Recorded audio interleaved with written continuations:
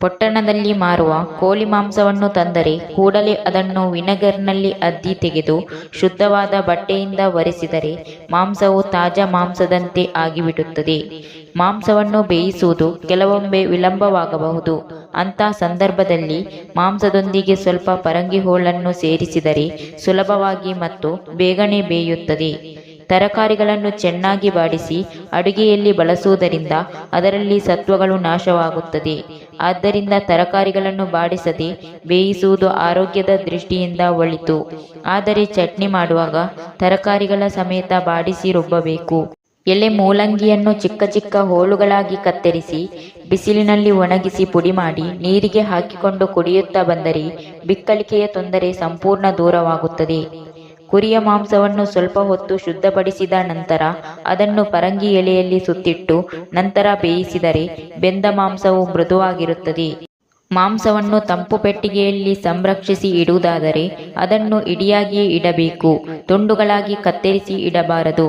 ಹಾಗೆ ತುಂಡರಿಸುವುದರಿಂದ ಕೆಡುವ ಸಾಧ್ಯತೆ ಇರುತ್ತದೆ.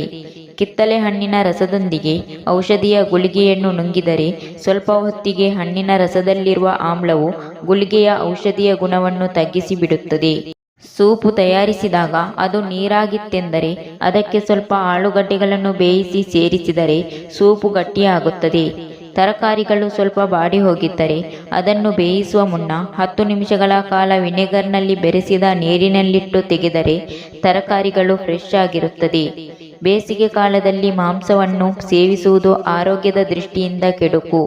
ಆದ್ದರಿಂದ ಬೇಸಿಗೆಯ 3-4 ತಿಂಗಳುಗಳ ಕಾಲ ಮಾಂಸಾಹಾರಿಗಳು ಸಸ್ಯಾಹಾರಿಗಳನ್ನು ಮಾತ್ರ ಸೇವಿಸುವುದು ಒಳ್ಳೆಯದು.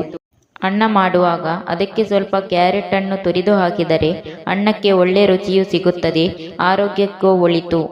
ಈರುಳ್ಳಿಯನ್ನು ಬಾಣಲೆಯಲ್ಲಿ ಬಾಡಿಸುವಾಗ ಅದರೊಂದಿಗೆ ಸ್ವಲ್ಪ ಹಾಲನ್ನು ಸೇರಿಸಿದರೆ ಈರುಳ್ಳಿ ಕಂದು ಬಣ್ಣಕ್ಕೆ ತಿರುಗುತ್ತದೆ.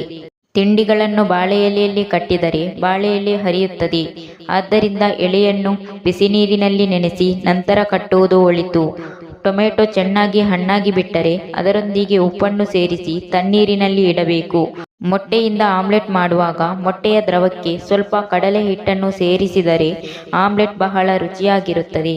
ಅನ್ನ ಹಳಸದಿರಬೇಕಾದರೆ ಒದ್ದೆ ಬಟ್ಟೆಯೊಂದರಲ್ಲಿ ಅನ್ನದ ಪಾತ್ರೆಯ ಸುತ್ತಲೂ ಸುತ್ತಿ ಗಾಳಿಯಾಡುವ ಸ್ಥಳದಲ್ಲಿಡಬೇಕು. Thank you for watching. Video ಇಷ್ಟ ಆದರೆ ಒಂದು ಲೈಕ್ ಮಾಡಿ, ಶೇರ್ ಮಾಡಿ, ಕಮೆಂಟ್ ಮಾಡಿ, ಚಾನಲ್ನ ಸಬ್ಸ್ಕ್ರೈಬ್ ಮಾಡಿ.